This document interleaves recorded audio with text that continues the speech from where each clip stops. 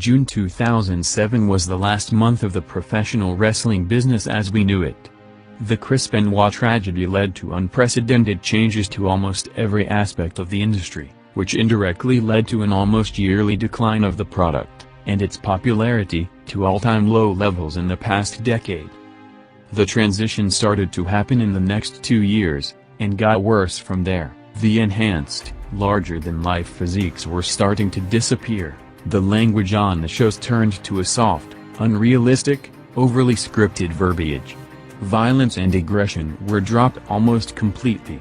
And the entire nature of the product turned to an almost G-rated, sterile and lazy presentation that turned off the loyal wrestling audience, who the majority became fans of a product that was no longer there. The effects of the tragedy were immediate.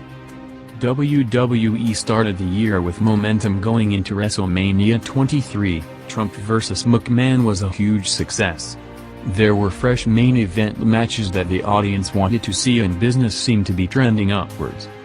After the post-WrestleMania drop, Vince McMahon, who was the biggest television draw in the company at that time, planned a big stunt that will lead to a summer-long storyline.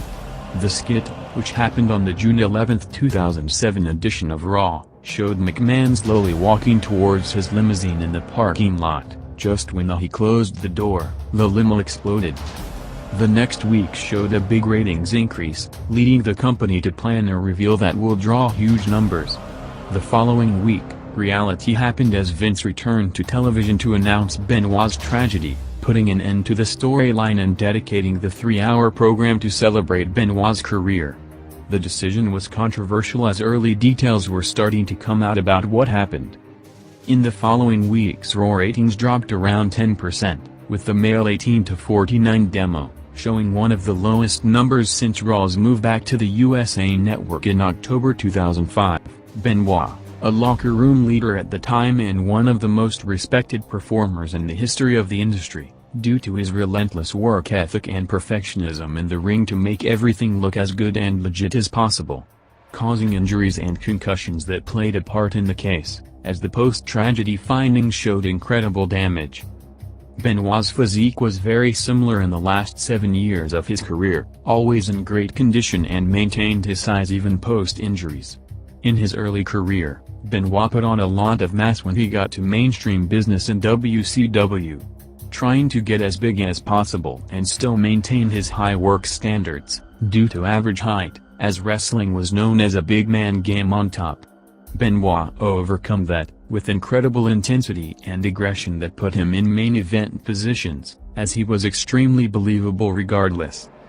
WWE, most notably McMahon, and senior attorney Jerry McDevitt, were trying to navigate in the massive storm of negative press from every angle, insisting that steroids and a grueling road schedule were not responsible.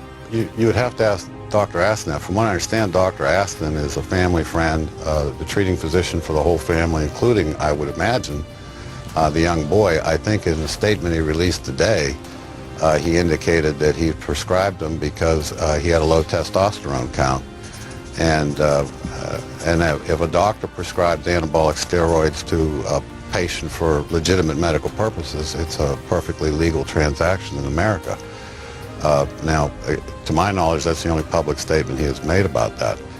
But I think, when this whole thing came out, there was all this roid rage sort of.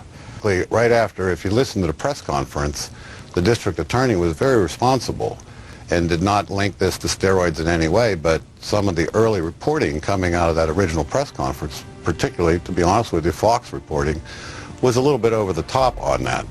The reason we put out that press statement was to try to inject some sensibility into this, to look at the facts. This is not a rage killing. These are things that occurred over several... While the bumps, hits to the head, and constant medication certainly played a major part in the brain damage, the media unresponsively jumped to the easy buzzwords such as roid rage, until more and more details were available.